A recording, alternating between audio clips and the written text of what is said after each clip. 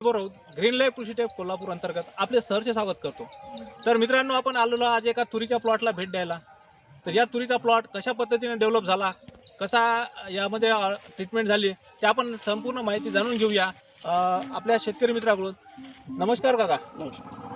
आपलं नाव आणि पत्ता सांगा काका। माझं नाव श्रीराम बळीराम चौधरी, मुक्काम मानकी, तालुका दारवा, जिल्हा यवतमाळ। तर हे संपूर्ण क्षेत्र आपलंच का? हो। बर, यामध्ये आपण कशा पद्धतीनं हा प्लॉट डेव्हलप केला याची थोडी शेतकऱ्यांना माहिती द्या। कशा पद्धतीनं म्हणजे आता हे जे अंतर आहे दोन याच्यात, हां, तर हे आपण 6 फुटात ठेवलेलं आहे अच्छा आणि 3-4 बिया टाकून लागवण केलेली आहे। आणि ग्रीन लाईफचं तुमचं सॉईल बीज प्रक्रिया सॉईल वापरली। ब्रीज प्रक्रिया केली। हो, सॉईल ब्रीज प्रक्रिया केल्यानंतर याला आप तुम्ही पूर्ण हे ऑर्गॅनिकच आहे का, याचं काही केमिकल पूर्ण वगैरे? पूर्ण ऑर्गॅनिक, याच्यामध्ये कोणतेही रासायनिक नाही आहे आणि काहीच वापरलं नाही। खतही वापरलं नाही याला? नाही नाही काहीच असं वाटेल काय, शक्य नाही वाटणार आहे खत नाही वापरलं म्हणून? वाटत मलाही नाही, पण आपण हे पहिल्यांदा समजा करून पाहिलं अच्छा, तर एकदम चांगलं म्हणजे रिझल्ट वाटून राहिले। आता पुढे यावर किती देव जाणे। बर। तर यामध्ये हे जे आपण सॉईलची ब्रीज प्रक्रिया केली त्यानंतर याला तुम्ही काय काय केलं?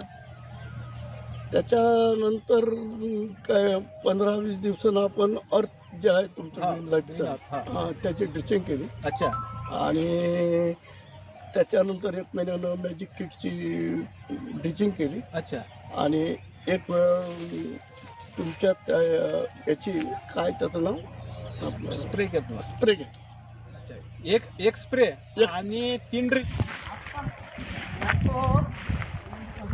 ऐकत नाही तर.